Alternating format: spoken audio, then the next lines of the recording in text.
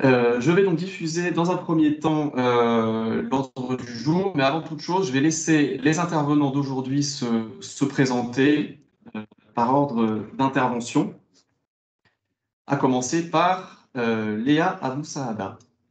Alors bonjour à toutes et à tous. Donc Léa Boussada, coordinatrice régionale de l'emploi et de la formation au Mouvement des entreprises de France. Bonjour, Merci Dorian Léa. Serja, cabinet Lexicube Renault avocat, donc avocat spécialisé en droit du travail pour les employeurs. Donc, je serai accompagné d'Alexandre Marcon pour l'animation qui est en train de se connecter actuellement. Merci. Eh bien, bonjour à tous, Laurence Gattini, chargée de mission emploi auprès du Mouvement des entreprises de France Auvergne-Rhône-Alpes. Cher Benjamin. Benjamin, donc Parmentier. Donc moi, je suis avant tout dyslexique et puis formateur en entreprise, spécialiste en management et en pédagogie. Merci beaucoup pour ces présentations. Alors, je vais diffuser sans plus attendre l'ordre du jour et je vais le mettre en grand.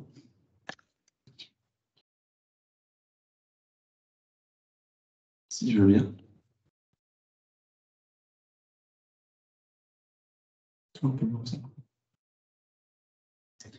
Est-ce que vous voyez la présentation?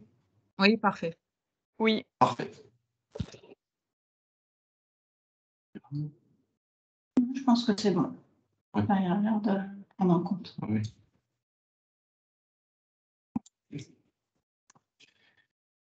Alors voilà, donc l'ordre du jour tel qu'il vous a été présenté et envoyé lors des invitations et des rappels. Dans un premier temps, des éclairages sur le PST4 et le PRST4 par Léa Boussaada.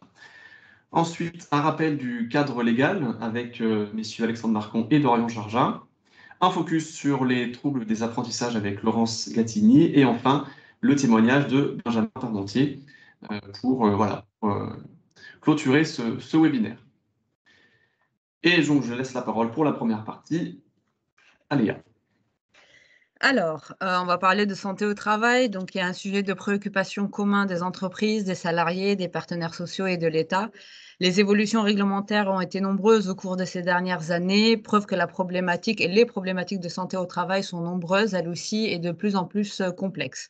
On a des tendances de fond qui apparaissent, parmi lesquelles on a donc le passage d'une médecine curative à une médecine préventive, l'émergence de la notion de bien-être au travail et surtout après le passage Covid et l'apparition de nouvelles pathologies en lien avec la santé mentale, le RPS et le burn-out et d'autres. Et bien évidemment, toutes ces conséquences-là ne sont pas sans importance pour les entreprises. On a une extension de la responsabilité de l'employeur qui assume une obligation de sécurité de résultat, alors que même les services de santé au travail ne sont plus en mesure d'offrir les prestations qu'ils devraient. Et c'est la fameuse injonction paradoxale. On assiste également à une fiscalité exponentielle de plus en plus opaque, avec une cotisation un peu floue et de plus en plus importante aux employeurs, et enfin une lourdeur administrative. Par ailleurs, ces difficultés sont nombreuses également du côté des acteurs de la santé au travail, notamment les services de santé au travail eux-mêmes qui sont confrontés à une extension de leur mission, donc avec dernièrement une nouvelle mission dans le cadre de la gestion de la crise sanitaire, mais aussi une nouvelle offre de services. Une pénurie croissante de médecins du travail, mais qui est généralisée sur pas mal de secteurs. Une pression de l'État qui délivre des agréments et fait peser la menace d'une nationalisation de la santé au travail. Et enfin, donc l'impossibilité d'offrir aux entreprises une offre de services homogène selon leur taille et leur territoire. Le MEDEF donc, intègre et soutient une politique santé au travail axée sur le renforcement de la prévention, car la simple visite de contrôle n'est plus adaptée au contexte d'aujourd'hui et qu'une nouvelle approche de la santé au travail s'impose pour tenir compte des nouvelles formes ainsi que des pathologies émergentes. On va faire dans un premier temps un éclairage et un rappel des enjeux de l'année du 9 décembre 2020. Alors, je ne vois plus la slide, si on est bon, parfait. Alors, les organisations syndicales et patronales représentatives au niveau national et interprofessionnel ont conclu à l'issue de 14 séances de négociation l'accord national interprofessionnel du 9 décembre 2020 pour une prévention renforcée et une offre renouvelée en matière de santé et conditions de travail. L'objectif de notre mouvement dans cette négociation était d'aboutir à un accord utile aux entreprises et aux salariés dans le champ de la santé au travail. Il s'agissait également d'éviter que les pouvoirs publics, donc l'État, ne se saisissent d'un sujet qui relève avant tout des relations entre les employeurs et les salariés et décident d'une nationalisation d'un dispositif qui est financé en grande partie par les employeurs. Donc l'ANI du 9 décembre 2020 est articulée aujourd'hui autour de 3 piliers pour rendre opérationnelle la prévention des risques professionnels dans l'entreprise. Ce que je vais faire dans un premier temps, donc, c'est vous présenter les différents piliers, sans rentrer trop dans le détail, parce que du coup, derrière, Monsieur Marcon, Monsieur Giorgia vont les présenter en détail. Donc, le premier pilier, donc, afin de prévenir les risques professionnels et pas seulement les réparer, l'accord est ancré dans la prévention et sa promotion dans les entreprises. Alors, comment ? Il fait du document unique des évaluations de risques professionnels un outil pivot, donc de la dynamique d'anticipation, de prévention en termes d'évaluation, d'action et de traçabilité collective. Deuxième point, il met en place un passeport de prévention, donc pour une meilleure connaissance des formations suivies par les salariés et peu importe donc l'employeur. Il développe une approche anticipatrice de la prévention de la désinsertion professionnelle, de ce qu'on va appeler plus tard donc le DPD, et du maintien dans l'emploi, grand sujet donc aujourd'hui, par des visites de reprise, des visites de mi-carrière. Enfin, je ne vais pas rentrer trop dans le détail. Il élargit également la qualité de vie au travail. Donc aujourd'hui, on prend en compte les conditions de travail, non pas que la qualité de vie au travail. Donc on parle de QVTC, en proposant une démarche préventive pragmatique. Donc c'est la méthode de l'ANACT qui a été utilisée, qui est adaptée à l'ensemble des entreprises, peu importe la taille et l'activité. Et afin d'inciter les employeurs à développer ces actions de prévention, eux qui portent la responsabilité et l'essentiel du financement de la santé au travail, il était logique que leur effort se voit reconnu. Et c'est le point, j'ai envie de dire, le plus important. Donc, suivant la jurisprudence, le texte rappelle par conséquent que les employeurs peuvent être considérés comme ayant rempli leurs obligations dès lors qu'ils ont mis en place des actions de prévention. Donc ça, c'était le premier pilier. Le deuxième pilier, qui est aussi important, donc prévoit une meilleure coordination des acteurs pour une plus grande efficacité du service rendu auprès des TPE et PME. Donc la gouvernance mise en place organise une meilleure coordination des acteurs, donc face à leur multiplicité.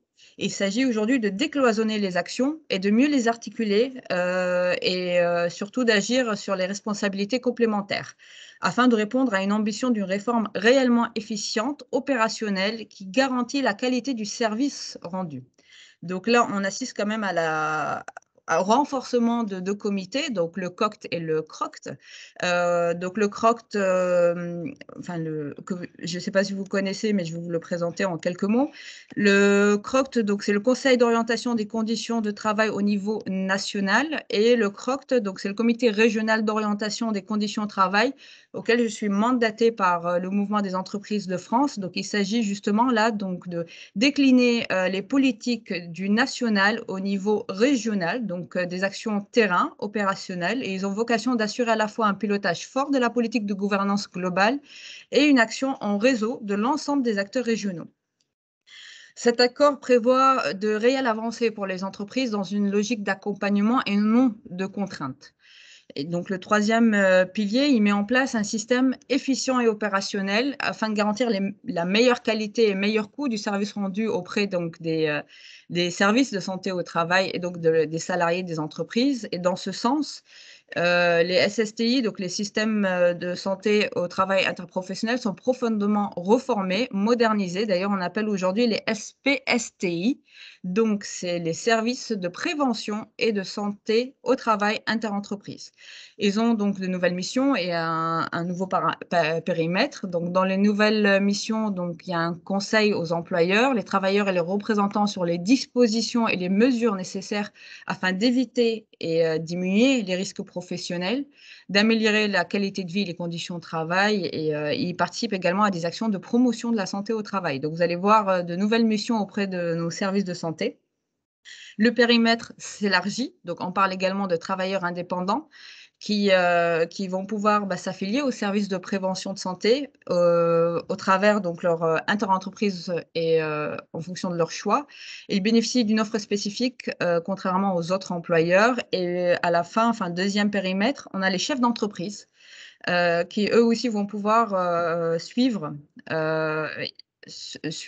ou bénéficier de l'offre de service du médecin de travail. Donc les chefs d'entreprise vont pouvoir aller à la visite médicale. Leur action est renouvelée donc, autour d'une offre socle qui est basée sur 3 missions transversales. Donc une mission de prévention, une mission de suivi individuel des salariés et une mission de prévention de la DPD, dont la vision anticipatrice assurera un meilleur suivi de certains publics. Donc on parle surtout des intérimaires, des CDD, des saisonniers, des itinérants, les multi-employeurs et les personnes en situation de handicap. Les exigences de cette offre de base doivent être certifiées partout. Donc, c'est aussi une nouveauté avec un contenu identique, homogène, répondant aux mêmes critères de qualité de service et devant permettre la maîtrise des coûts.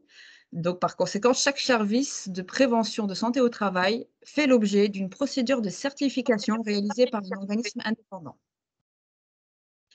Et donc, en termes d'innovation concrète qui répond à la pénurie du personnel médicaux et paramédicaux, l'accord crée une collaboration entre médecine de travail et médecine de ville, grande nouveauté.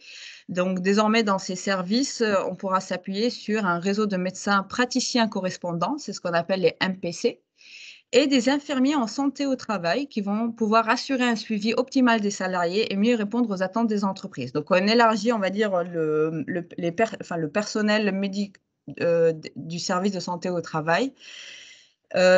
Autre nouveauté, c'est que le médecin du travail chargé du suivi de l'état de santé d'une personne peut accéder aussi à son dossier médical partagé et l'alimenter, bien évidemment sous réserve du consentement du salarié. Et dans ce dossier médical partagé, on aura un volet relatif à la santé au travail, dans lequel sont versés, alimentés tous les éléments du dossier en lien avec la santé du salarié. On assiste également à une autre nouveauté et grâce ou à cause, à vous de juger, de la crise Covid, les pratiques médicales à distance. Donc, les professionnels de santé peuvent recourir à des pratiques médicales ou de soins à distance utilisant les technologies de l'information et de la communication pour le suivi individuel des salariés et des travailleurs. Après, il l'adapte bien évidemment en fonction de l'état de santé physique ou mental du salarié et là aussi, le consentement du travailleur est recueilli préalablement. Et enfin, le dernier point en lien avec la prévention de la désinsertion par la création d'une cellule PDP dans les services de santé et de prévention au travail, c'est une grande nouveauté. Cette cellule a plusieurs missions, donc des actions de sensibilisation, d'identification de certaines situations individuelles, propose même un accompagnement tripartite avec les employeurs. Monsieur Marcon va pouvoir les détailler juste après. Là, c'était vraiment je vous ai présenté les 3 piliers de l'ANI. Après, aujourd'hui, on assiste quand même à une situation inédite. C'est que la loi du 2 août sur la santé au travail, elle vient transposer un accord. Donc, c'est la première fois qu'on assiste à ça. Et donc, cette loi doit entrer en vigueur le 31 mars 2022. Les principales mesures se classent en trois volets: la prévention au travail, le suivi médical et la formation sécurité. D'ici là, de nombreux décrets d'application sont attendus. On est à peu près à 47 qui n'ont pas encore apparu et les travaux avec les instances nationales ont démarré. Et là, nous, MEDEF, on participe à ces travaux-là et notre objectif est de faire en sorte de trouver un équilibre et de ne pas avoir d'écart trop important avec l'ANI. Voilà. Donc, je vais laisser la parole je ne sais pas si c'est Alexandre du coup ou Dorian qui va prendre la suite. Merci beaucoup en tout cas, Léa. Merci Léa. Effectivement, donc je vais couper, je vais arrêter mon partage et puis laisser messieurs Marcon et Georges. Alors, voilà.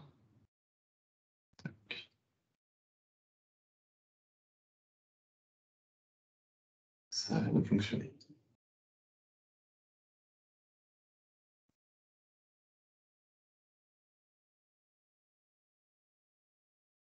C'est tout bon, Thibaut, pour le partage?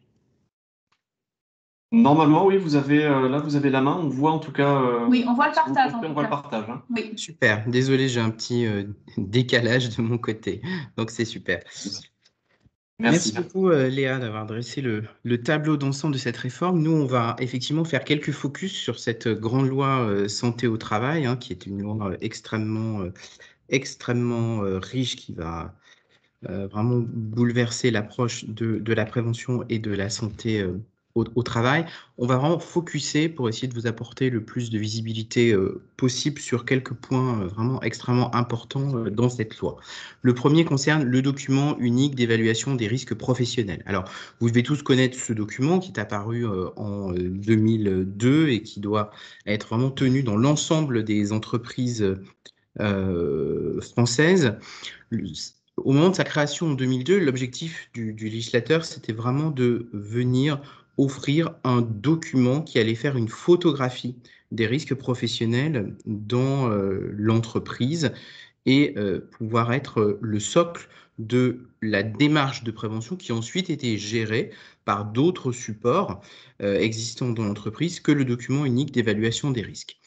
Avec la loi santé au travail, on veut vraiment renforcer ce document pour que ce soit désormais vraiment le pilier en fait, de l'ensemble de la démarche de prévention dans l'entreprise et qu'il soit un document auquel contribue l'ensemble des acteurs internes et des supports externes sur la question de la prévention et de la santé au travail et qu'il déploie également l'ensemble de la démarche. Donc, c'est vraiment le sens des évolutions que l'on va présenter.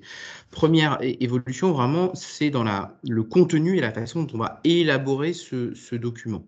Donc, en termes de contenu, il y a d'abord un élargissement à la question des risques liés à l'organisation du travail. C'est-à-dire que le texte de 2002 était très focalisé, on va dire, sur les risques classiques liés au poste de travail occupé par les salariés. Et le tableau est maintenant complété, ce qui était nécessaire notamment pour l'appréhension des risques psychosociaux, de l'approche un peu plus large, de risques qui sont beaucoup plus systémiques et liés en eux-mêmes à l'organisation du travail. Donc là, le texte est ajusté pour vraiment embrasser l'ensemble de la démarche de prévention. Deuxième évolution importante, c'est de dire on ne va maintenant plus être uniquement sur un document qui propose une photographie de la nature des risques et des salariés qui sont concernés par les risques professionnels dans l'entreprise, mais ce document va poursuivre le travail jusqu'à présenter de manière extrêmement concrète les mesures de prévention que l'on déploie face à ces risques. Alors, ici, on aura deux types de contenus. Hein. Pour les entreprises de moins de 50, le document va vraiment simplement présenter les actions qui seront mises en place. Et à partir de 50 salariés, on va vraiment rentrer dans un contenu beaucoup plus précis, puisque les différentes mesures de prévention vont être détaillées sous l'angle de quelles sont leurs conditions de mise en place extrêmement concrètes, de prévoir des indicateurs de résultats qui permettent de venir vraiment jauger à quel niveau de déploiement et d'atteinte de nos objectifs de prévention on se trouve, et une présentation d'une estimation des coûts de chacune des mesures de prévention. Donc vraiment, on va avoir à la fois les mesures, leur déploiement concret, le calendrier de mise en œuvre et la question des ressources qui sont allouées, ce qui va offrir une vision extrêmement complète de la globalité de la démarche de prévention qui, jusqu'à aujourd'hui, est en fait éparpillée pour les entreprises de plus de 50 dans plusieurs documents différents. Deuxième évolution, on veut que ça devienne vraiment un document pleinement co-construit. Donc, le nouveau texte prévoit un travail collaboratif entre l'employeur, le CSE, sa commission santé-sécurité, conditions de travail lorsqu'il y en a une, les salariés qui ont une fonction QHSE, de préventeur au sein de l'entreprise, et le service de prévention en santé au travail. Donc, tous les acteurs vont être maintenant obligatoirement mobilisés dans cette démarche. C'était régulièrement le cas sur le terrain, mais ce n'était pas une obligation dans les textes. Et le texte légal prévoit aussi la possibilité de solliciter le support extérieur des organismes pouvant être en appui, comme par exemple l'ANACT. Donc vraiment, on bascule sur une co-construction du document. Dans cet esprit, pour les entreprises de 50 salariés et plus, non seulement le document est co-construit avec les partenaires sociaux, mais une fois qu'il a été finalisé, il y aura obligatoirement un passage en CSE pour avoir un avis officiel. Dernière étape, ce document va devenir vraiment une ressource sur le long terme. Alors, ressource pour le service de santé au travail, à qui il va être maintenant automatiquement transmis à chaque fois qu'il est mis à jour, mais aussi en une ressource pour une consultation extérieure. On sait que de plus en plus, les carrières professionnelles et les droits à retraite vont être liés pour partie à une notion à des notions de pénibilité qui sont identifiées dans le document unique. Donc, ce document va venir socle d'un certain nombre de droits pour les salariés aussi à l'extérieur de l'entreprise. Donc, désormais, le document aura vocation à être conservé pendant 40 ans. On voit la durée très longue, mais qui est cohérente par rapport à cette utilisation en fin de carrière par un salarié, et il sera mis à disposition des organismes externes qui pourront en avoir besoin dans le cadre de déploiement de tel ou tel dispositif, ainsi que des salariés qui auront quitté l'entreprise. Et pour cela, il y a un portail dématérialisé va être créé. Donc, on aura vraiment un portail numérique sur lequel l'entreprise déposera le document unique et sur lequel, avec un accès vraiment sécurisé, les tiers pourront venir consulter le document. Donc, on vous a mis les dates de déploiement, va s'inscrire vraiment dans le temps, mais c'est la finalité de cette loi d'ouvrir le document sur l'extérieur. Autre point dans la loi santé au travail, c'est de développer dans l'entreprise la négociation autour de la qualité de vie et des conditions de travail. Donc, on avait déjà dans le texte la notion de qualité de vie au travail. Il est vraiment ajusté pour maintenant être sur la notion vraiment qu'on utilise, notamment dans la NI, de qualité de vie et des conditions de travail, donc changement qui insiste plus sur les aspects organisation collective du travail et d'inviter vraiment les partenaires sociaux dans le cadre des négociations annuelles obligatoires à engager vraiment la discussion sur ces questions d'organisation collective du travail, de santé, de sécurité et de prévention des risques professionnels, avec désormais la possibilité de se faire appuyer par les acteurs locaux, régionaux de la prévention en santé au travail dans le cadre de leurs discussions pour venir vraiment enrichir ces discussions.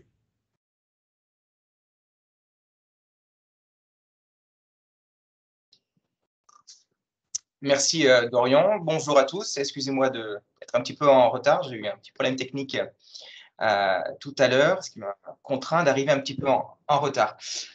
Du coup, toujours dans l'esprit de prévention qui est mis en avant par la loi santé, il y a un nouveau document qui va être mis en place au plus tard le 1er octobre 2022. Il s'agit du passeport prévention. C'est vrai que la formation en tant que telle, ça fait partie des principes généraux de la prévention des risques en entreprise. Et le constat a été fait que dans certains secteurs d'activité notamment, il y avait différentes sources disponibles pour vérifier, en tout cas pour avoir une visibilité sur les formations suivies par les salariés, et donc ce qui contraignait en fait à avoir un manque de visibilité globale sur le cursus suivi par les différents salariés. Donc là, l'objectif qui était fixé et qui avait déjà été abordé dans le cadre de l'ANI du 9 décembre 2020, c'était finalement mettre en place un outil qui permette de donner de la visibilité sur les qualifications acquises par les salariés au cours de leur carrière en matière de formation, santé et sécurité au travail. Donc, ce passeport prévention, justement, il aura pour objectif de recenser l'ensemble des attestations, certificats et diplômes que les salariés auront obtenus dans le cadre de leur formation au cours de leur carrière. Ce passeport prévention, dont les modalités de mise en œuvre et mise à disposition ne sont pas encore précisées à ce stade, mais le seront prochainement par le Comité national de prévention et de santé au travail. Le contenu pourra être alimenté à la fois par l'employeur, lorsque c'est lui qui organise les formations. Ça peut être aussi alimenté par les organismes de formation eux-mêmes, et puis naturellement par le salarié lorsqu'il poursuivra des formations à son initiative. Donc, ce passeport prévention, pour l'instant, on n'a pas encore les modalités concrètes, je viens de le dire. Ce qu'on sait d'ores et déjà, c'est que l'employeur devrait pouvoir naturellement y accéder, potentiellement accéder à l'ensemble de son contenu, y compris pour les formations qui ne sont pas de son initiative. Mais sur ces dernières formations-là, apparemment, il faudrait l'autorisation préalable du salarié pour que l'employeur puisse consulter l'intégralité du passeport. On en saura plus dans les prochaines semaines et les prochains mois lorsqu'on aura des décrets à la suite du travail du comité. La prévention des risques, ça passe naturellement aussi par la médecine du travail et par le suivi médical des salariés. Sur ce point, la loi santé, elle vient renforcer ce suivi médical à différents points. Et nous, on a décidé de mettre le focus sur 3 illustrations qui nous semblent vraiment les plus importantes et en tout cas les changements les plus significatifs à venir. Le premier d'entre eux, c'est la création d'un nouveau rendez-vous de liaison entre l'employeur et le salarié avec le soutien du service de prévention en santé au travail, rendez-vous de liaison qui aura lieu à l'occasion des arrêts maladie de longue durée. Alors, cette notion d'arrêt maladie de longue durée, elle n'est pas encore définie, elle le sera par décret. Donc, pour l'instant, on ne sait pas du tout qu'est-ce qu'il faut entendre par là. Est-ce que ce sera 2, 3 mois? On ne sait pas. En tout cas, ce qu'on sait, c'est que ce sera un rendez-vous qui sera donc distinct de la visite de pré-reprise, dont le salarié pourra bénéficier dans le cadre d'arrêt actuellement de plus de 3 mois, et distinct aussi de la visite de reprise, puisque là, pour le coup, c'est vraiment un rendez-vous entre l'employeur et le salarié. Ce rendez-vous, il aura un double objectif. D'une part, informer le salarié des actions de prévention de la désinsertion professionnelle qui existent. Ça, c'est le premier point. Et le deuxième point, c'est de la possibilité pour lui de bénéficier d'un examen de pré-reprise et de mesures individuelles d'aménagement, d'adaptation ou de transformation de son poste. Donc, concrètement, on peut supposer que ce rendez-vous de liaison il pourra avoir lieu naturellement pendant l'arrêt maladie, puisque vu que l'un des points, c'est d'évoquer la possibilité de bénéficier d'un examen de pré-reprise, par définition, ça veut dire que ce rendez-vous aura lieu pendant l'arrêt maladie. On n'a pas encore les modalités pratiques. Ce qu'on sait, c'est que ce rendez-vous sera normalement pas obligatoire, hein, notamment il pourra être à l'initiative de l'employeur ou du salarié. Et quand il sera à l'initiative de l'employeur, le salarié pourra refuser ce rendez-vous. Donc, il n'y a pas de caractère obligatoire comme pourrait en avoir, par exemple, la visite de reprise, mais on va dire que c'est un outil supplémentaire qui est déployé pour anticiper au mieux la reprise du salarié. Ensuite, il y a une visite médicale, cette fois-ci, qui est totalement créée et qui s'appelle la visite de mi-carrière. Donc, c'est une visite obligatoire qui aura lieu pour tous les salariés à 45 ans. Alors, 45 ans, c'est le principe, sachant qu'il pourrait y avoir éventuellement des aménagements par la voie au niveau des branches professionnelles, sachant également que le rendez-vous pourrait éventuellement avancer de 2 ans, si par exemple il y a une visite médicale qui est déjà programmée à 43 ans, par exemple. Cette visite de mi-carrière, elle poursuit 3 objectifs. Le premier d'entre eux, c'est d'établir une sorte d'état des lieux de l'adéquation entre le poste du travail occupé par le salarié et son état de santé à date, en tenant compte à la fois des expositions aux facteurs des risques, de son âge et de son parcours professionnel. Le deuxième objectif poursuivi, c'est d'évaluer les risques de désinsertion professionnelle, donc concrètement le risque que demain le salarié puisse potentiellement être déclaré inapte, là encore en tenant compte de l'évolution des capacités professionnelles du salarié, de son état de santé, de son âge et de son parcours professionnel.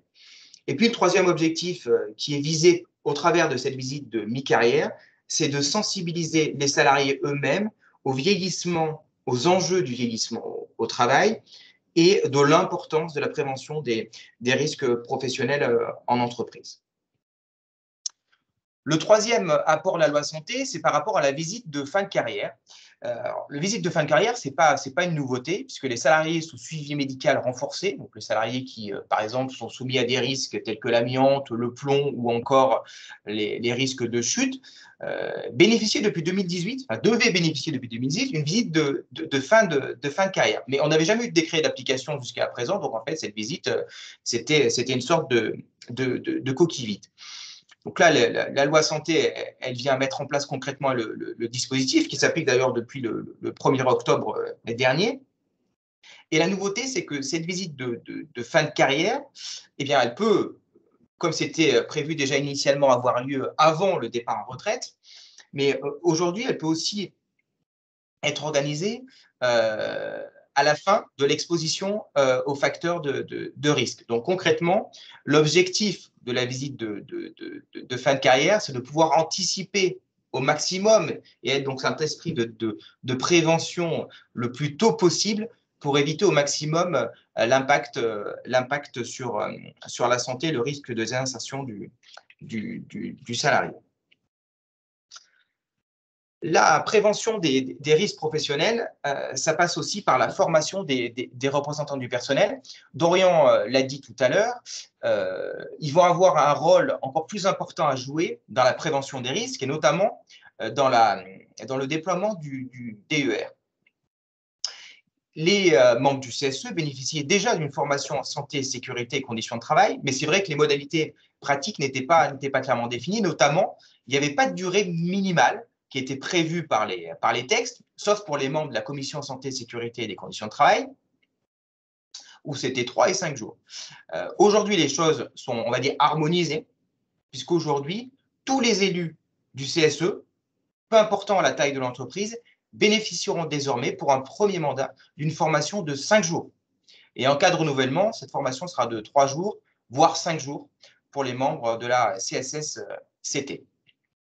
Sachant que les salariés préventeurs, donc ça c'est les salariés qui sont désignés par l'employeur et qui sont référents santé sécurité en entreprise, bénéficieront aussi désormais d'une formation obligatoire qui jusqu'à présent était simplement facultative. Et cette formation obligatoire, elle sera calée sur celle des membres du CSE. Donc c'est-à-dire que concrètement, les préventeurs bénéficieront eux aussi d'une formation obligatoire de 5 jours, financée par l'employeur, en matière de santé, sécurité et conditions de travail. Donc, on peut supposer que pour cette dernière formation-là, ce sera l'employeur qui devra en prendre l'initiative. Léa en a parlé tout à l'heure dans sa présentation. L'un des objectifs aussi de la loi santé, c'est de favoriser au maximum le maintien dans l'emploi et lutter contre la désinsertion professionnelle. Et dans ce cadre-là, la loi santé crée une cellule pluridisciplinaire de prévention de la désinsertion professionnelle qui sera animée par le service de prévention en santé au travail. Donc, c'est le médecin du travail qui sera aux manettes, ou en tout cas en première ligne, avec quatre objectifs qu'on va évoquer brièvement, qui est d'une part proposer des actions de sensibilisation, d'autre part identifier les situations individuelles à risque, proposer des mesures éventuelles, individuelles d'aménagement ou d'adaptation au poste, et puis participer à l'accompagnement des salariés éligibles au bénéfice d'actions de prévention de la désinsertion professionnelle. La petite nouveauté peut-être, c'est que effectivement, le médecin du travail avait déjà un petit peu ce rôle jusqu'à présent, mais là, l'objectif de cette cellule, c'est de mobiliser l'ensemble des acteurs, à la fois la médecine du travail, à la fois la CPM et d'autres acteurs que peuvent être par exemple la CARSAT, pour essayer de mettre en commun les moyens pour lutter au maximum contre le risque de désinsertion professionnelle des salariés. Ensuite, on vous a juste mis une petite référence au référent handicap qui, pour mémoire, est obligatoire dans les entreprises de plus de 250 salariés et qui, désormais, pourra participer au rendez-vous de liaison qui est créé par la loi santé et également à la visite médicale de mi-carrière, sous réserve naturellement que le salarié en fasse la demande. Dernier point qu'on souhaitait mettre en avant, toujours dans le cadre de cette démarche de lutte contre la désinsertion professionnelle, c'est le développement d'outils qui existaient déjà, mais qui ont un cadre désormais légal beaucoup plus précis. Aujourd'hui, concrètement, quand un salarié est en arrêt maladie, il peut demander, avec l'accord de son médecin traitant, à bénéficier d'un certain nombre d'actions professionnelles ou d'évaluations, notamment via la CPN. Et dans ce cadre-là, il y a deux dispositifs qui ont été développés. D'une part, c'est la convention de rééducation professionnelle qu'on évoque dans notre support, et d'autre part, les essais encadrés.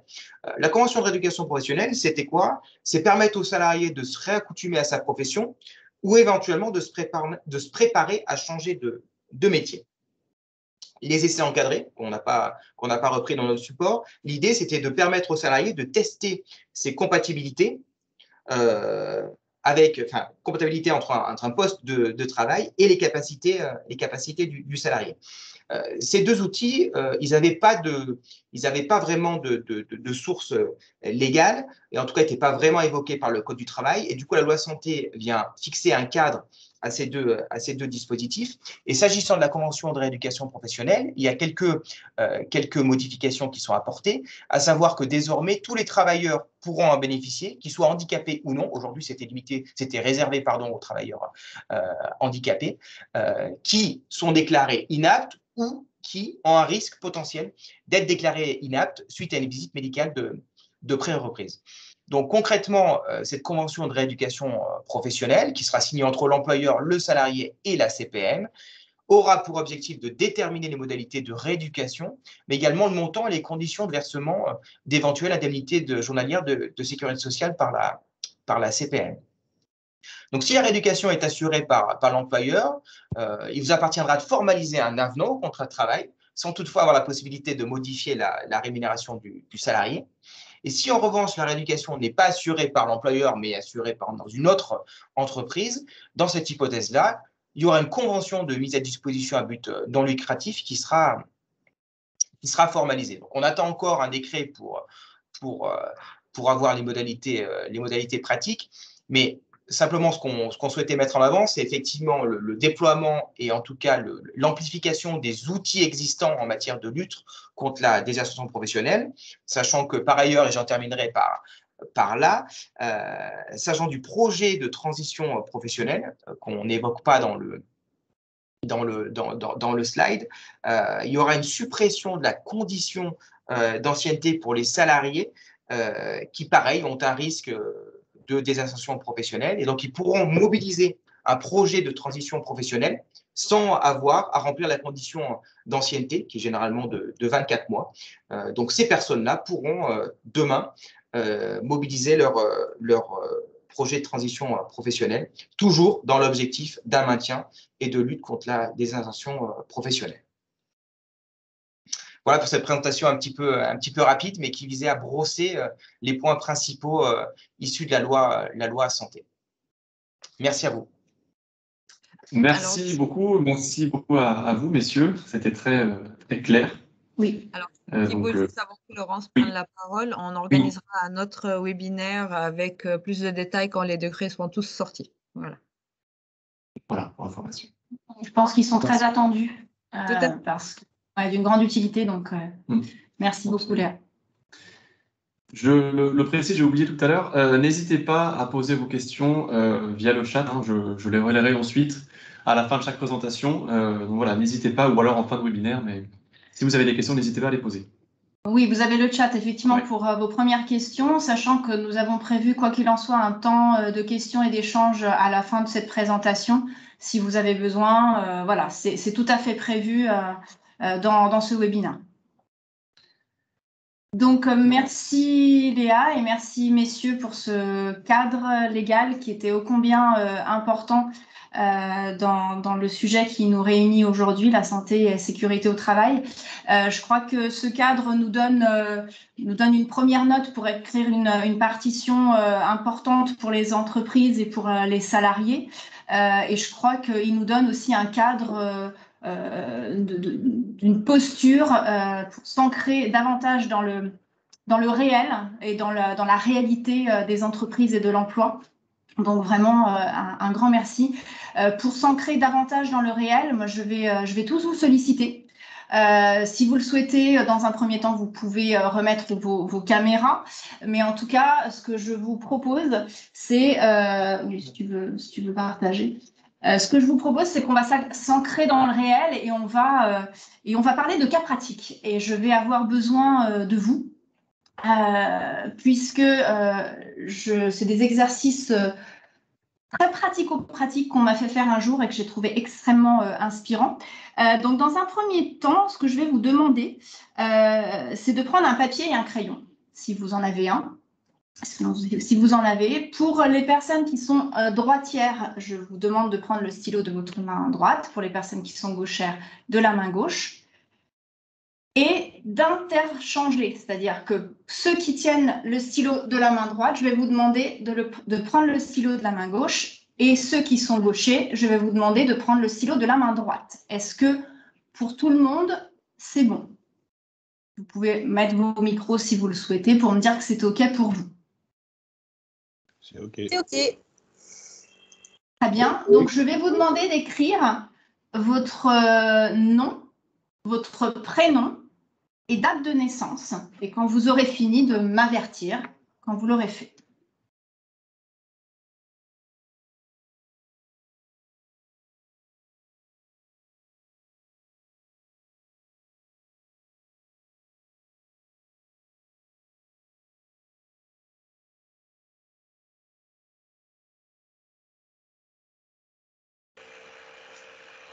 C'est OK. Très bien. Autre exercice, pour ceux qui ont des lunettes, je vais vous demander de les enlever. Je vais vous demander d'enlever vos lunettes. Pour ceux qui ont des difficultés à lire de près, je vais vous demander d'essayer de lire de près. Pour ceux qui ont des difficultés de lire de loin, je vais vous demander de faire cet exercice, d'essayer de lire de loin sans vos lunettes.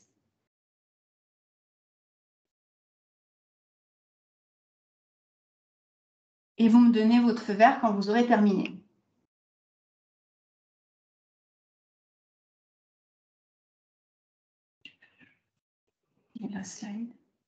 Excusez-moi, il faut lire quoi? Parce que j'ai... Ce que vous souhaitez. Ah, pardon, merci. Ce que vous souhaitez. Le chat, par exemple. Voilà, aussi. Voilà, c'est enlever vos lunettes et en fonction de vos difficultés, lecture de près ou de loin, essayez de lire sans cet outil. C'est OK. OK? C'est OK aussi. Avec Très bien. Comment vous vous êtes senti? Comment vous vous êtes senti quand vous avez écrit de l'autre main et comment vous êtes senti sans vos lunettes? Je suis aveugle. Mal à l'aise, parce que c'est très compliqué. Très bien. Mal à l'aise, compliqué, aveugle, oui, Ouais, très bien. Très limité. Okay. Très Moins efficace. efficace. Moins Je pouvais pas efficace. tout faire. Je pouvais écrire en majuscule, mais pas en minuscule. Oui, donc, ok. tout n'était pas possible, il y avait des limites. Vous êtes adapté, ok, tout à fait adapté, notamment la façon d'écrire. Très bien. Et ben en fait, moi, ce qu'on m'a fait faire finalement par ces exercices et que j'ai partagé avec vous, c'est que un jour on m'a dit, bah, Laurence, j'ai enlevé tes automatismes en fait. Et finalement, quand on parle d'automatisation, il était important de s'ancrer dans un sujet qui est également d'actualité, mais qui existe depuis toujours. Ce sont les troubles des apprentissages. Alors parlons-en, des troubles des apprentissages. Qu'est-ce que c'est? Je ne suis pas scientifique, hein, je suis quelqu'un qui vient du monde de l'entreprise, des ressources humaines. C'est des choses que j'ai constatées dans mes expériences. Donc, je vais vous détailler très rapidement ce que sont les troubles des apprentissages pour pouvoir justement vous parler de cas pratiques. Les troubles des apprentissages, il y en a plusieurs. Dans ces troubles, nous trouvons les troubles 10, qui impactent l'automatisation finalement sur différents aspects de la personne. La dyslexie notamment, c'est le trouble le plus connu, qui est un trouble spécifique et qui impacte en fait l'écrit, qui entrave l'automatisation de la lecture et de l'écriture. Bien souvent en lien avec la dysorthographie, qui impacte en fait l'assimilation des règles orthographiques et grammaticales, les verbes, les pluriels, etc. La dyscalculie va, elle, impacter tout ce qui est activité logico-mathématique et l'utilisation, on va dire, de la quantité et du nombre. Il y a également la dyspraxie, qui, elle, par contre, c'est un trouble qui est spécifique sur la coordination, qui impacte la coordination des gestes appris, ce qu'on appelle plus communément la motricité fine. Écrire, le stylo, faire les boutons, les lacets, etc. Voilà, une motricité acquise, mais fine. La dysgraphie, alors bien souvent des dyspraxies peuvent parfois être dysgraphiques, la dysgraphie va impacter la transcription, le graphisme de l'écriture. Je vous ai mis un petit peu en situation forcée quand je vous ai fait changer de main d'écriture, je vous ai mis un petit peu dans cette situation. Et le trouble de la dysphasie va impacter l'automatisation du langage, de la performance verbale. Il y a dans les troubles des apprentissages des troubles ce qu'on appelle dits associés, plus communément connus comme le TDA et le TDAH, troubles de l'attention et troubles de l'attention avec hyperactivité. Donc, ça impacte tout simplement la faculté de se focaliser, de focaliser son attention sur ce qu'on fait. Il peut y avoir une hyperactivité cognitive et ou physique. Voilà, ça dépend des diagnostics, ça dépend des personnes. C'est quelque chose qui n'est pas figé selon les personnes. Et tous ces troubles des apprentissages, finalement, parfois peuvent être associés avec une dysnomie. On peut inverser les noms, avoir du mal à trouver ses mots, difficulté à nommer les choses et les personnes. La dysmnésie impacte forcément la mémoire, ce qu'on appelle la mémoire de travail, la mémoire immédiate et le traitement de la consigne. Donc, la dysnomie et la dysmnésie ne font pas partie des troubles 10, mais en tout cas, voilà, c'est des choses qui peuvent parfois être associées. Et en fait, de manière générale, alors ça c'est plutôt la classification officielle internationale, les troubles des apprentissages rentrent dans les troubles du neurodéveloppement et j'insiste lourdement, cela n'a je dis bien aucun impact sur l'intelligence de la personne. Ce qu'il faut vous dire en fait, c'est que les neuroatypiques ont un câblage différent. Mais quand vous câblez une pièce en électricité, finalement, le plus important, c'est quand même d'avoir de la lumière dans la pièce. Ces intensités sont variables, c'est-à-dire que selon les personnes et selon les troubles, on peut avoir des intensités faibles, moyennes à fortes. Il est important d'encadrer et de remettre ces intensités dans un contexte personnel, familial et parfois professionnel. Effectivement, il y a des métiers qui vont plus ou moins révéler les troubles des apprentissages des personnes. Il y a des personnes qui peuvent être monotroubles ou polytroubles. Voilà, c'est pas quelque chose également qui est figé, mais voilà, ça va dépendre aussi des différents diagnostics que la personne souhaitera faire. Voilà. Ce qu'il était important pour moi de vous dire aujourd'hui, c'est de parler d'emploi et de parler d'entreprise et surtout de parler de situations que nous avons pu constater en entreprise, en recueillant des témoignages, en échangeant justement avec les différents acteurs de l'emploi et du recrutement. Donc, je vais vous donner finalement plusieurs exemples qui vont vous permettre de vous ancrer vis-à-vis de ce qui a été dit, de maintien dans l'emploi, d'insertion, d'intégration, de recrutement. Donc, je vais vous parler de l'histoire de Thibaut. Alors, c'est encore un autre Thibaut. Thibaut est technicien bureau d'études. Il est fortement dyslexique et dysorthographique. Donc, forcément, son écrit était fortement impacté. Il travaille dans le domaine de l'industrie. Donc, voilà, il devait quand même travailler sur plusieurs supports techniques. Alors, techniquement, évidemment, il avait la compétence, c'est une évidence, mais il avait parfois, même souvent, la nécessité d'écrire des comptes rendus, des mails avec des clients ou même des mails en interne auprès de ses collègues.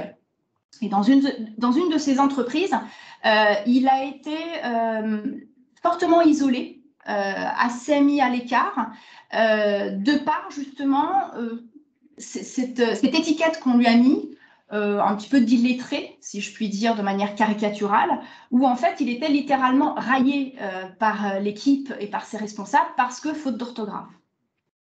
Et un jour, il m'a dit une chose qui a été assez flagrante. il n'a pas été le seul à me le dire, notamment sur les dyslexiques et dysorthographiques. Il me dit, vous savez, Laurence, la forme ne révèle pas forcément le fond. La façon que j'ai d'écrire n'est pas le reflet forcément de qui je suis. J'ai trouvé ça intéressant parce qu'en fait, le fait que ces troubles des apprentissages n'aient pas du tout été reconnus, mais plutôt raillé en entreprise, a fait que, évidemment, il est parti de cette entreprise, il ne fait plus partie des effectifs, et que son maintien dans l'emploi a été fortement impacté, sa QVT, son bien-être à l'emploi a été fortement impacté. Alors, ça a créé chez lui une forme de résilience, certes, mais le cadre d'intégration, de recrutement et de QVT qu'il a eu n'était évidemment pas optimal. Aujourd'hui, ce qui est dommage parce que du coup, au niveau de la technicité, c'est-à-dire au niveau des compétences et du savoir-faire, évidemment du savoir-être, il y avait un talent. Donc l'entreprise, en fait, par ce biais-là, s'est privée d'un talent technique.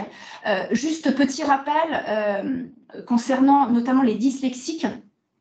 Il y a le centre canadien de dyslexie à Ottawa qui a mené des études sur les dyslexiques notamment, expliquant très clairement que les dyslexiques avaient une capacité de traitement de l'image supérieure à la norme, supérieure à ceux qui ne sont pas dyslexiques. C'est-à-dire qu'un dyslexique est capable de traiter une image et de traiter le 3D entre 1500 et 4000 images secondes versus 150 les non-dys. J'ai trouvé ça intéressant parce que, comme par hasard, les bureaux d'études incluent cette technicité du 3D. Donc, il y avait vraiment une technicité et un talent bien spécifique, aussi grâce aux troubles 10. Donc, finalement, par la non-intégration et la non-acceptation de cette différence, même si j'aime pas ce terme, et bien finalement, l'entreprise s'est privée d'un talent qui a fini par partir. Autre cas totalement différent, mais en tout cas, je m'inscris dans un domaine bien spécifique où je vais vous parler d'un salarié qui a plus de 20 ans d'existence dans l'entreprise. Alors, au niveau des troubles des apprentissages, on les a pratiquement tous identifiés. Une forte dyslexie, une importante dysorthographie.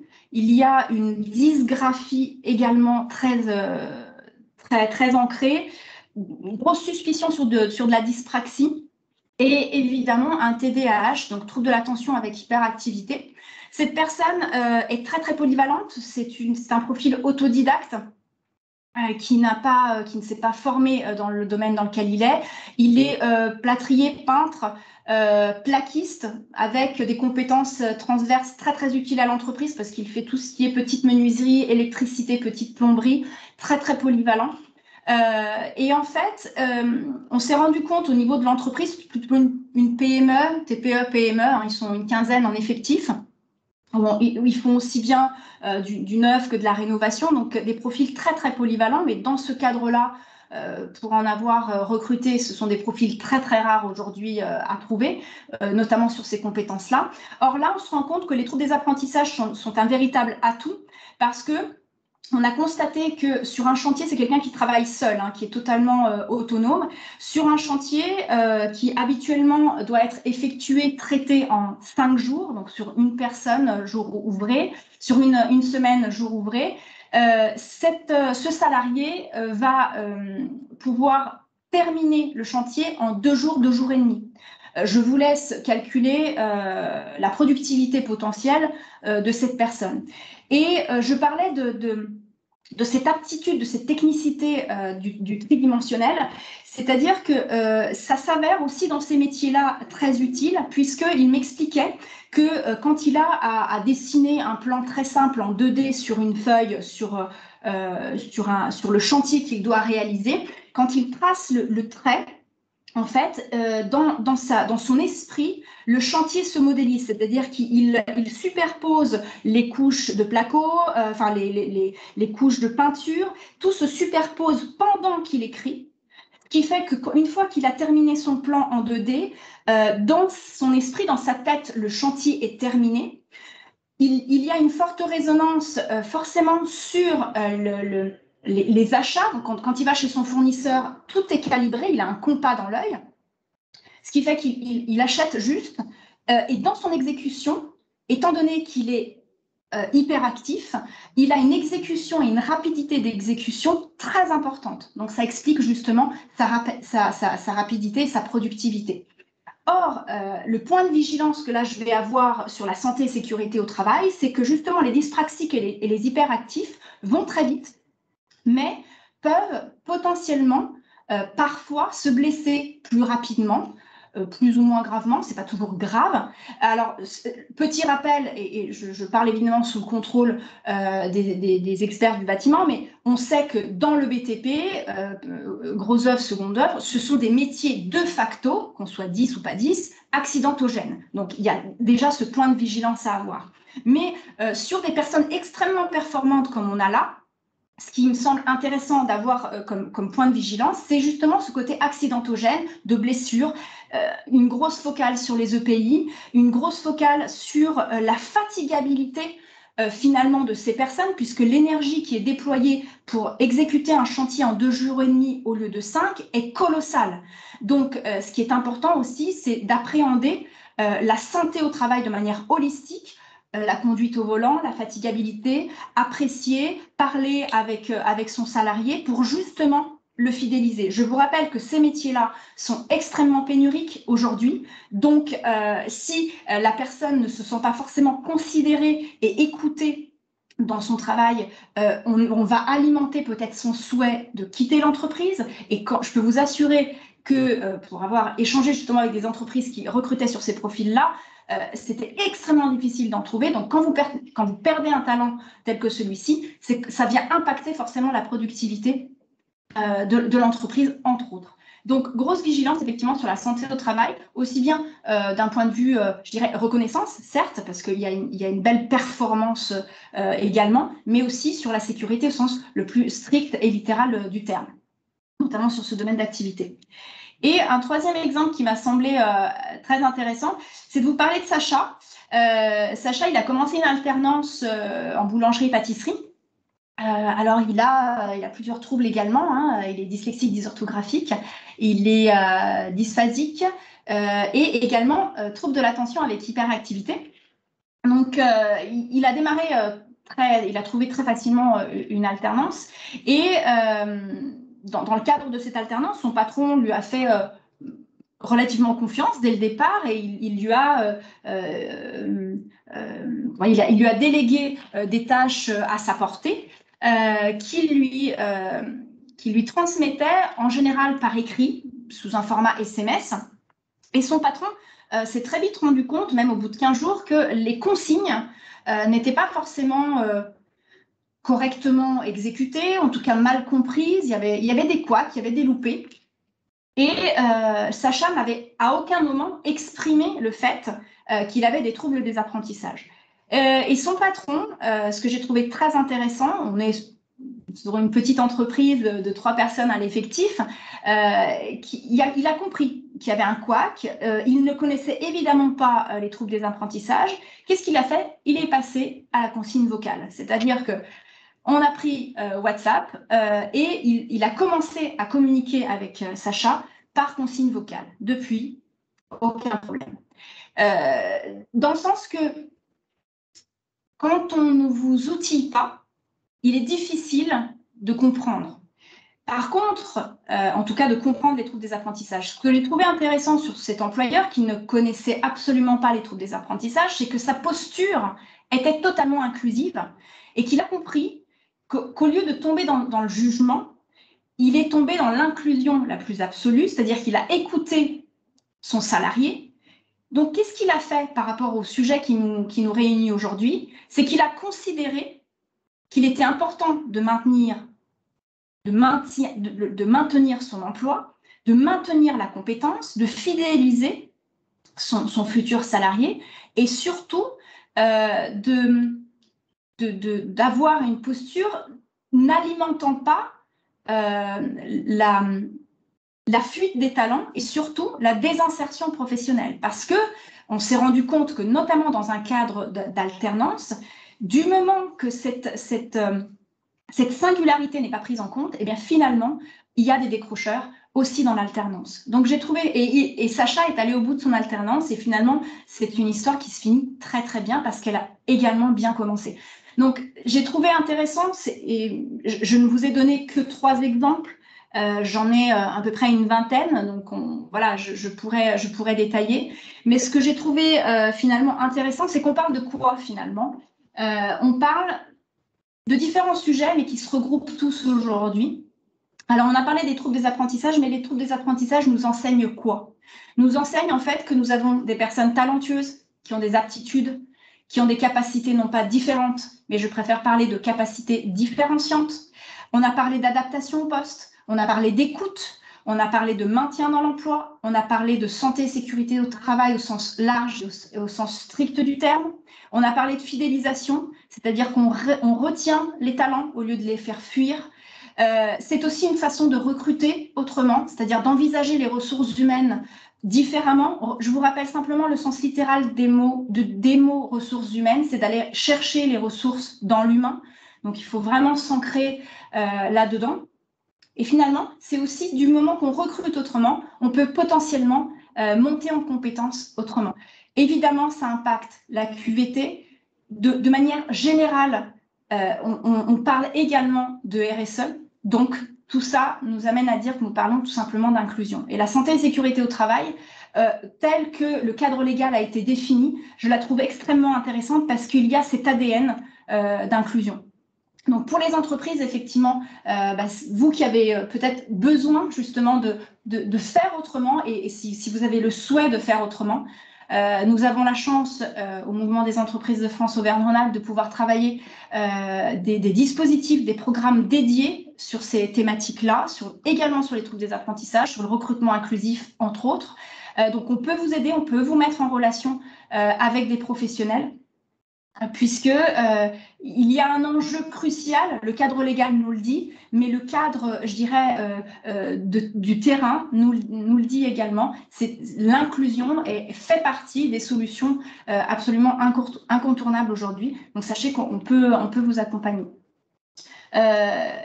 L'idée de s'ancrer dans la réalité, c'est qu'effectivement, il y avait ce cadre légal qui va infuser très prochainement, et l'idée, c'est aussi d'avoir une réponse totalement concrète aux besoins des entreprises. Aujourd'hui, les entreprises, c'est pas moi qui vais le dire, ont besoin de recruter, ont besoin de fidéliser, parce que effectivement, il y a une mutation des talents, il y a une mutation des emplois. Donc, l'inclusion permet justement de s'ancrer dans ce réel et d'accompagner autrement les personnes et les entreprises.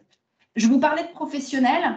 Eh bien, nous avons la chance aujourd'hui d'être accompagnés de Benjamin Parmentier, à qui je vais donner la parole, puisque c'est un professionnel avec lequel j'ai la chance de collaborer aujourd'hui sur différents projets, notamment un projet qui est en commun, qui est le projet indispensable. Je lui donne la parole parce que qui mieux que lui pour vous parler justement de concret, de réalité et d'inclusion. À toi, cher Benjamin. Oui, Merci beaucoup, Laurence, en tout cas. Et merci, Laurence. Et puis, c'est des cas que je ne connaissais pas tous et qui sont effectivement très intéressants. Donc, moi, ce que je pense apporter à la discussion, c'est déjà de vous parler de mon vécu à moi, très simplement, en quelques étapes, et puis et de vous expliquer comment ce que je vois maintenant en entreprise. Et puis qui, vous verrez, a un fort lien avec ce que j'ai vécu. Donc, je suis dysorthographique, j'ai une dysorthographie et qui a pas été identifiée. C'est-à-dire que, comme je le dis souvent, j'avais pas l'étiquette du dyslexique, j'avais l'étiquette du flemmard, de celui qui faisait pas d'effort, puisqu'il avait tout le temps 0 en dictée, c'est forcément qu'il faisait pas d'effort, vu qu'il avait pas l'air plus bête qu'un autre. Donc du coup l'école ça se passe moyennement bien, je sors avec 0 diplôme et là je commence à aller dans le monde professionnel. Et mon premier contact avec le monde professionnel, c'était je devais remplir des caddies pour aller dans des camions qui allaient aller dans des supermarchés. Et là, je me suis retrouvé dans l'impossibilité absolue d'arriver à suivre la cadence. J'y arrivais pas. C'était trop compliqué pour moi, manque de concentration, etc. Donc mes camarades, très sympathiquement, me jetaient des tomates parce que j'allais trop lentement et ça les saoulait. Voilà. Donc ça, c'était ma première expérience avec le monde professionnel, c'était sympa. Donc du coup, après, j'ai trouvé un peu mieux pour moi et j'ai été vendeur de jeux vidéo pendant 10 ans.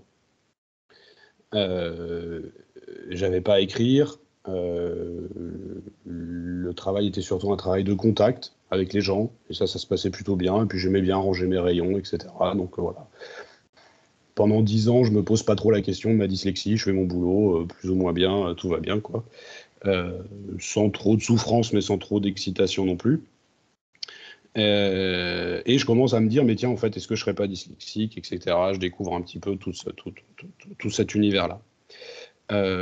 Et au bout de 10 ans, donc à 30 ans, je décide qu'en fait, le métier de formateur au contact des gens, de consultant, me irait sûrement mieux parce que j'aime parler avec les gens et j'aimerais bien pouvoir faire ça tout le temps et leur enseigner des trucs plus intéressants que comment passer un niveau dans un jeu vidéo. Donc je me lance dans cette aventure-là et du coup, je retourne à l'école, j'affronte un peu mes démons, etc.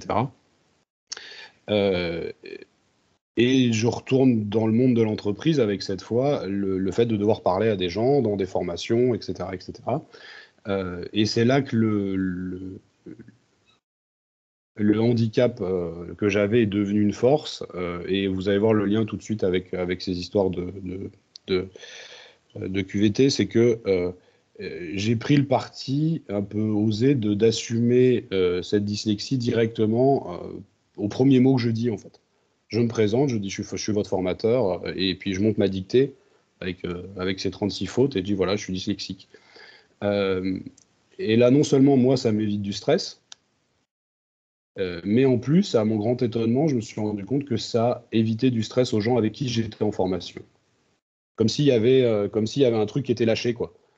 Ok, le gars qui vient nous faire cours, hein, puisque c'était souvent des populations qui voyaient ça comme la formation comme un retour à l'école, et ben il assume que bon, il est pas terrible et puis qu'il fait des fautes tout le temps, et puis bah du coup moi je peux assumer aussi. Et il y avait une espèce de libération des gens, alors après qui venaient parfois me dire qu'eux-mêmes avaient des soucis ou pas, mais on sentait que ça assainissait la relation et qu'il y avait une tension qui était relâchée. Et c'était un vrai plus. C'était un vrai plus dans mon travail. Ça m'a beaucoup aidé pour que les choses se passent bien, etc. Et donc, du coup, maintenant, si je fais le point, parce que du coup, notamment dans le lien avec les projets dont parlait Laurence, j'ai pu un peu plus travailler sur toutes ces choses-là. Et je vois que chez moi, enfin, pour mon cas à moi, il y a 3 choses qui m'ont posé problème et qui maintenant sont devenues plutôt des forces. La première chose, c'est que c'est une espèce d'hypersensibilité, notamment liée à une empathie. Donc une empathie un peu exacerbée, je perçois les souffrances des autres comme étant les miennes, etc. etc. Donc ça, c'était très très dur au démarrage dans le milieu du travail, parce que forcément, j'esquivais, j'évitais le plus possible les contacts un petit peu trop sérieux, etc., parce que ça me faisait trop peur. Et puis maintenant, évidemment, en tant que formateur, en tant que consultant, c'est devenu une force de pouvoir comprendre ce que vit la personne en face et de me mettre à sa place, de comprendre ses problématiques, etc. Et donc ça, évidemment, on peut voir les avantages que ça peut avoir pour éviter des souffrances de personnes, etc. L'autre problème que j'avais, évidemment, c'était le lien avec l'orthographe, qui m'a obligé à être plus concis, plus synthétique, plus précis et à n'écrire des choses et à ne parler que quand c'est absolument indispensable. Et donc ça, je pense qu'aussi en entreprise, quand on pense aux problématiques de réunions ou de rapports sans fin ou de choses comme ça qui peuvent créer du stress pour beaucoup de gens, c'est devenu un avantage, alors que c'était vraiment une grande souffrance. Et puis le dernier point que j'ai découvert très récemment, en fait, uniquement depuis que je travaille avec le MEDEF sur ce projet, c'est l'hyperfatigabilité. C'est-à-dire, je pensais que c'était normal d'être hyper fatigué tout le temps, en permanence. Au bout de 2 heures de boulot, j'étais déjà KO. Et devoir fonctionner, comme je dis avec mes expressions à moi, au radar toute la fin de journée. Alors là, pour le coup, je ne peux pas dire que ça soit devenu un avantage, très clairement. Mais par contre, j'y suis devenu très attentif. Parce qu'évidemment, les risques d'accidents et de problèmes parfois graves sont bien plus exacerbées quand on est dans cet état d'épuisement. Et donc, du coup, j'ai appris à devenir attentif à ça et à parfois ralentir le rythme, à faire plus de pauses, etc., notamment dans mes interventions et ma façon de faire. Donc voilà, je pense que j'ai fait à peu près le tour de ce que je voulais vous raconter sur ce sujet-là. Merci Benjamin. Ce qui est intéressant dans ce que tu dis, Benjamin, c'est qu'effectivement, on touche de près et de loin les RPS, les risques psychosociaux, qui font partie de la thématique de la santé et sécurité au travail, sur la fatigabilité et sur justement l'importance d'accompagner les entreprises comme toi tu le fais à un meilleur entendement. Non, alors certes, de la personne porteuse de troubles des apprentissages, mais aussi d'avoir une vision transversale dans l'équipe. Hein, c'est un petit peu ce que tu as fait aussi en termes de sensibilisation auprès des entreprises dans lesquelles tu as intervenu. C'est justement de familiariser toute l'équipe. On n'accompagne pas qu'une personne qui a des troubles des apprentissages, on n'accompagne pas qu'une équipe et qu'une entreprise, on accompagne finalement tout l'écosystème in situ. Donc j'ai trouvé, tes interventions sont toujours très inspirantes parce que pour le coup, en termes de service à l'entreprise, c'est quand même utile à tous. C'est-à-dire ce qui est, comme on a l'habitude de dire, qui est faisable, décryptable par quelqu'un qui a des troubles des apprentissages, l'est par tout le monde. Donc finalement, on a une utilité totalement universelle. Un peu comme une espèce de faire descendre le niveau pour faire apparaître les erreurs qu'on ne voyait peut-être pas parce qu'on avait de la marge, mais ça créait des pertes de temps ou des choses comme ça, quoi. Alors, je crois qu'on a une question de Mme Forest Raymond qui a levé la main. Si vous voulez intervenir. Oui, bonjour, merci beaucoup. Je me permets juste un petit rajout. Je suis effectivement directrice de la Pépinière des Talents, donc on a une classe prépa-apprentissage qu'on a dédiée entièrement aux 10. J'ai bien sûr bien apprécié le témoignage l'intervention de Laurence et le témoignage de Benjamin, que je serais ravie de rencontrer. Et juste pour rajouter que, outre le fait que vous puissiez avoir des salariés 10, il est important aussi de considérer les parents d'enfants 10 que vous pouvez avoir dans votre personnel, parce que nous, en tout cas, à la Pépinière des Talents, et je pense qu'on n'est pas les seuls, on considère ces personnes comme des aidants. Il y a beaucoup de salariés qui demandent des congés, des temps partiels ou des congés, des temps partiels souvent, pour accompagner leur enfant, parce que c'est un véritable parcours du combattant que d'avoir un enfant qui est porteur de troubles 10. Donc, du coup, ils demandent des 80% ou des mi-temps pour jongler avec les orthophonistes, orthoptistes, kinés, machin, truc chouette, enfin bref, j'en passe et des meilleurs, ou le soutien scolaire. Et donc, du coup, vous pouvez avoir parmi vos salariés, même si vous n'avez pas de 10, vous pouvez avoir des aidants. Et il faut vraiment considérer ça aussi parce que là, effectivement, on peut avoir des sources de décrochage professionnel parce que du surmenage lié à ça. Et c'est quelque chose qu'il faut prendre en compte. Voilà, c'était juste une petite parenthèse. Merci. Oui, merci tout à fait. Et vous avez raison, hein, parce que justement dans cette réalité-là, alors l'avantage, ça n'arrive pas toujours, mais effectivement, j'ai eu le cas hier, grâce à vous, Marine aussi, on peut avoir le cas de DRH, de RH, qui sont elles-mêmes parents d'enfants porteurs de troubles des apprentissages et qui pour le coup, développent aussi une posture très inclusive au sein de leurs entreprises, mais ce n'est pas le cas de tout le monde. Donc, effectivement, ça peut être les salariés, mais ça peut être parfois aussi les personnes, les managers et les RH. Donc, il y a aussi effectivement toujours dans ce cadre légal santé-sécurité au travail, comment on intègre cette information-là non pas d'absentéisme, parce que c'est pas vraiment ça, mais en tout cas de présence en entreprise. Merci beaucoup, Marine. Oui, vous m'entendez? Oui, on vous entend. Oui, alors je n'arrive pas à mettre la caméra, c'est Régis Foncy qui a au micro. C'était pour ajouter un témoignage parce que moi je suis parent d'enfants ayant un syndrome TADA et donc dyslexie, dyspraxie et tout ce qui s'ensuit. Et le cheminement, il commence même, on en a parlé tout à l'heure, au niveau de l'école.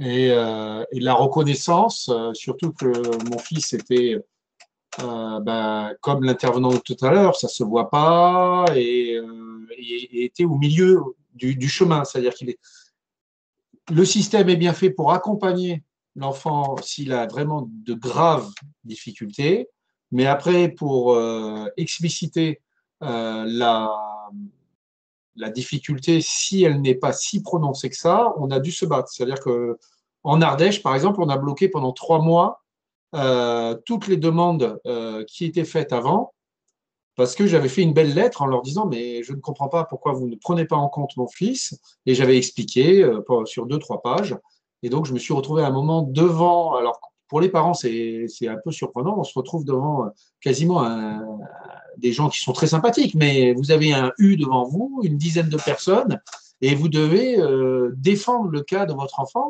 Alors normalement on n'aurait pas à le défendre, on a simplement à expliciter une difficulté. Et je leur ai même dit, moi, je n'ai pas besoin d'ordinateur, je peux me payer l'ordinateur, je ne viens pas pour vous demander un ordinateur, je ne viens pas vous demander ça, je vous demande juste que soit pris en compte cette temporalité, ces 25% de temps en plus pour qu'il y ait une compréhension et cette façon différente d'aborder les problématiques.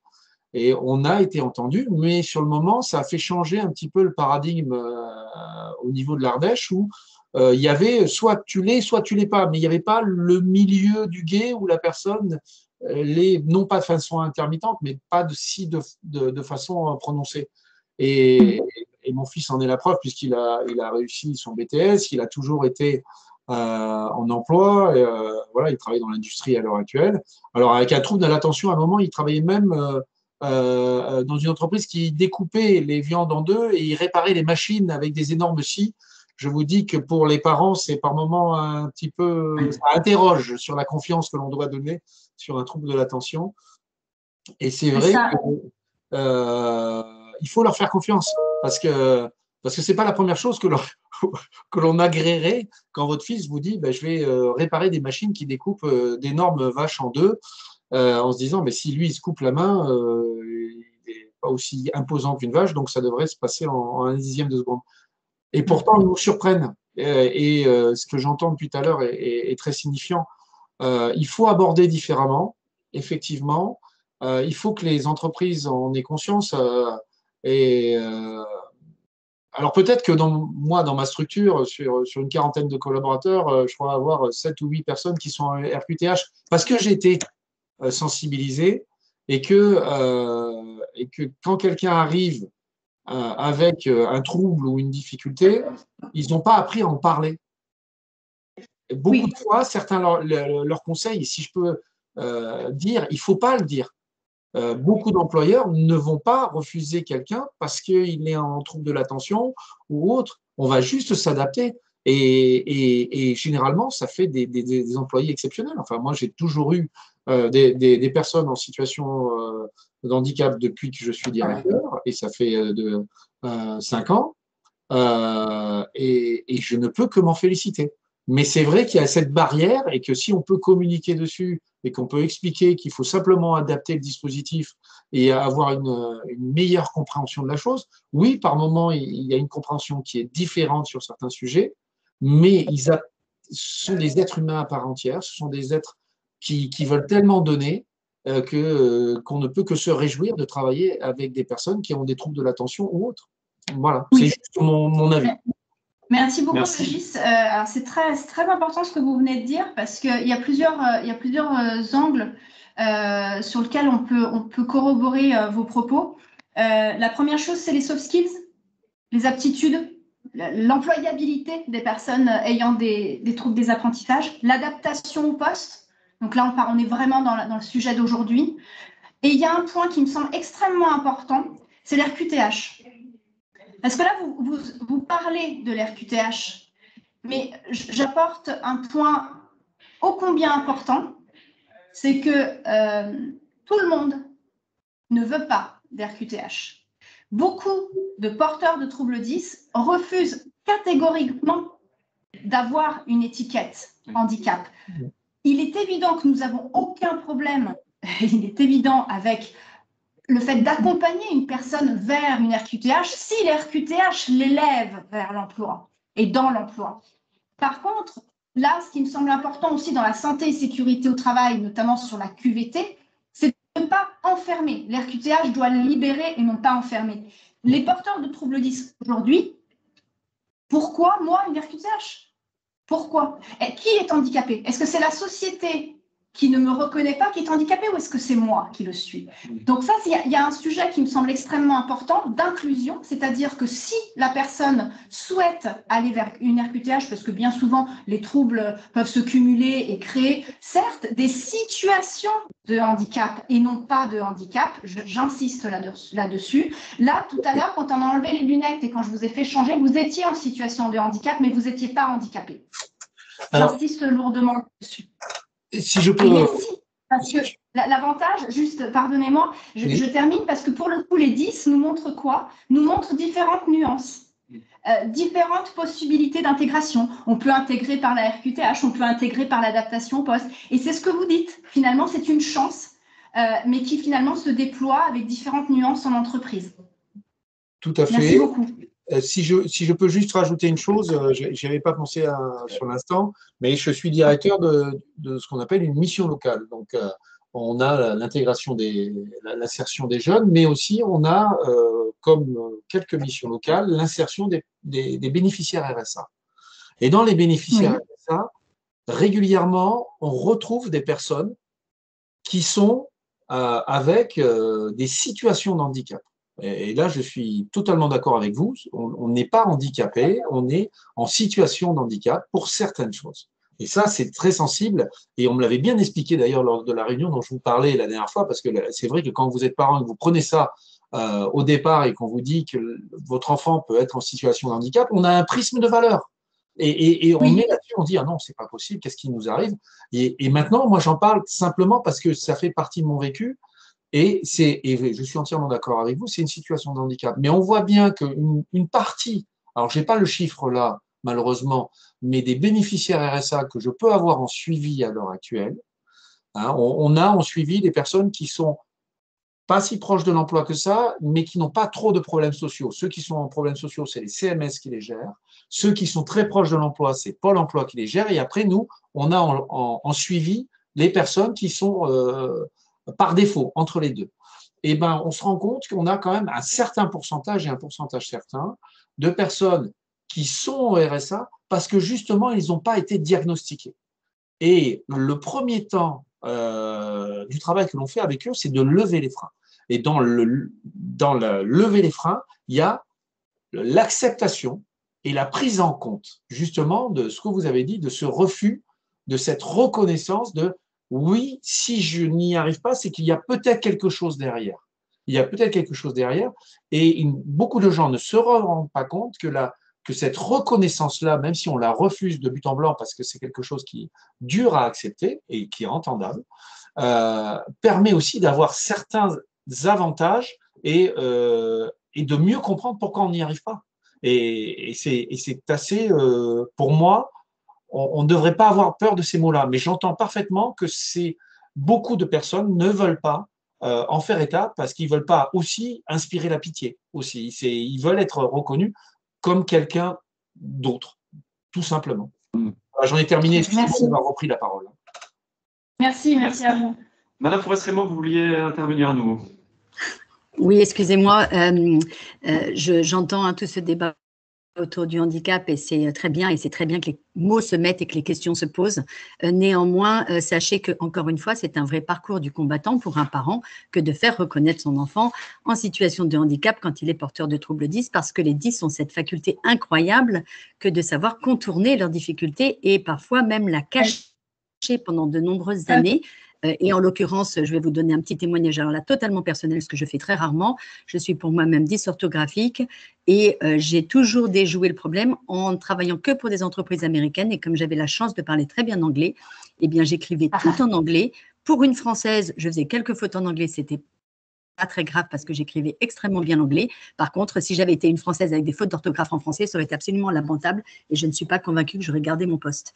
Donc, on contourne les difficultés, on est très malin à déjouer ça. On arrive tout à fait à contourner sans souci pour certains, pour d'autres, c'est peut-être plus difficile. Néanmoins, la reconnaissance d'handicap est extrêmement laborieuse et parfois, du coup, on ne rentre pas dans les cases.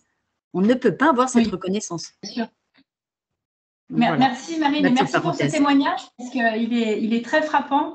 Et donc, avis aux entreprises, hein, les porteurs de troubles des apprentissages sont très stratèges. Donc là, on a vraiment un témoignage très concret. Et cette stratégie, je trouve qu'elle est importante parce que c'est des cerveaux, ce qu'on appelle en mode solution. Et je trouve que, comme j'ai l'habitude de dire, quand les entreprises n'ont que des problèmes et qu'on leur offre des cerveaux en mode solution, je trouve ça intéressant d'un point de vue ressources humaines. Donc, du coup, voilà, c'est aussi une forme d'employabilité. Et merci, Marine, pour ce témoignage. Merci beaucoup. Madame Egea, voulez poser une question ou intervenir? Oui, bonjour. Je suis DRH et mère d'un enfant dyslexique, dysorthographique, dyspraxique, dysgraphique avec TDAH. C'est un jeune qui maintenant est en 2e année de BTS électrotechnique, qui s'épanouit en entreprise. Mais je voulais revenir sur ce que disaient les différentes personnes. Il y a un problème fondamental, à mon sens, au niveau de l'éducation nationale, dans le sens où les enseignants ne sont absolument pas formés aux troubles 10, ne sont pas sensibilisés. Et je rejoins ce que disait aussi monsieur tout à l'heure, c'est que c'est un véritable parcours du combattant pour faire reconnaître ces troubles 10. Nous sommes actuellement dans une démarche de RQTH qui devrait être accordée dans le mois qui arrive. Donc, ça va permettre d'avoir un point supplémentaire sous réserve que les entreprises dans lesquelles mon fils se présentera sera accepté. Mais voilà, c'est quelque chose qui est extrêmement compliqué. Donc, moi, en tant que DRH, on va dire que je suis je peux dire assez bienveillante quand j'identifie un jeune qui fait faute sur faute dans des courriers. Les outils qui sont à disposition des jeunes sont encore pas très au point. Je pense notamment à tout ce qui est logiciel de correction orthographique comme Antidote. Mon fils l'utilise. Franchement, c'est pas du tout performant. Donc, ça reste quand même encore quelque chose d'assez compliqué.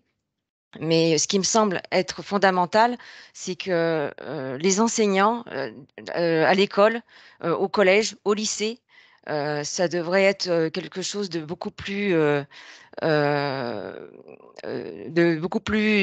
l'écoute.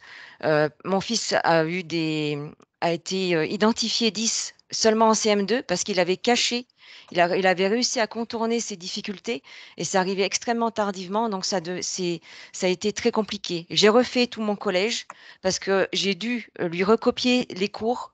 Donc, avec un emploi du temps de DRH, je vous laisse imaginer, c'était des week-ends entiers à recopier les cours parce qu'aucun professeur ne fournissait les cours, ses propres cours en version numérique. Donc, ce sont des choses qui sont difficiles à vivre, effectivement, pour les parents aidants. Et au lycée, j'ai pensé que ça allait être mieux, pas du tout. Ça a été encore pire. Il a eu même un avertissement en comportement avec ses troubles de déficit de l'attention qui n'étaient absolument pas reconnus et acceptés. Donc, je confirme que la partie 10, ça reste un élément difficile parce que on a plus tendance à cataloguer un jeune de perturbateur et de feignant que de comprendre qu'il peut y avoir un réel élément. Donc, bon courage à tous les parents dyslexiques, tous les parents d'enfants dyslexiques, pardon. Je vous laisse la parole. Alors justement, j'ai une question, Madame Géa. Oui. Vous qui êtes DRH, vous parlez de bienveillance. Alors moi, le constat au niveau de l'école, je pense que nous sommes plusieurs à pouvoir le faire, mais aujourd'hui, malheureusement, nous ne pouvons pas forcément y répondre, notamment dans le cadre qui nous regroupe aujourd'hui, qui est la santé, sécurité au travail et en entreprise. Mais ce qui me semble intéressant par rapport à ce que vous dites, c'est la bienveillance que vous apportez en tant que DRH. Moi, c'est cette focale qui me semble essentielle dans cette thématique. Que faites-vous finalement dans votre exercice quotidien du moment que vous repérez, toujours dans ce cadre légal que nous avons exposé, que faites-vous finalement pour les intégrer et les maintenir dans l'emploi? Alors, dans l'entreprise où je suis depuis plusieurs années, nous avons assez peu d'embauches malheureusement, parce que dans un contexte économique assez compliqué, c'est plutôt par rapport aux personnes qui sont salariées, où on peut intervenir pour notamment les aider quand il y a des documents qui doivent partir vers l'extérieur, où je propose par exemple la correction des fautes d'orthographe pour que ça nuise pas effectivement à l'image du salarié. On a des ingénieurs qui sont effectivement dyslexiques et qui font 4 fautes par mot. Donc quand ça doit être un mail qui doit être envoyé à l'extérieur, les interlocuteurs ne comprennent pas forcément que la personne peut avoir des soucis d'ordre dysorthographique, et ça peut nuire à l'image et du salarié et de l'entreprise. Donc, on essaye de faire des choses à ce niveau-là.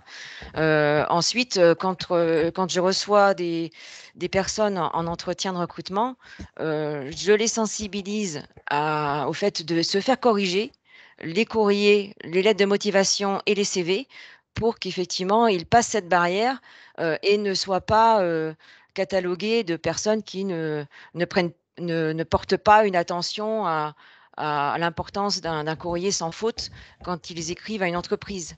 Donc ça reste des choses qui peuvent être handicapantes, sans mauvais jeu de mots, pour les personnes qui veulent postuler un emploi. Bien sûr, mais c'est intéressant ce que vous dites, parce que du coup, l'intégration se fait dès cet instant-là. C'est-à-dire que finalement, tout ce qui va découler en entreprise, en termes de QVT, de bien-être au travail, de santé, sécurité ou de RPS, démarre là. Et je pense que votre témoignage me semble important pour la thématique qui nous regroupe aujourd'hui. Merci beaucoup. Merci à vous. Merci beaucoup, Madame Egea. Merci. Ah, Madame Forest-Raymond. Oui, j'ai encore. Vous avez évoqué, et c'est vrai que c'est important de le savoir, de nombreux outils de compensation.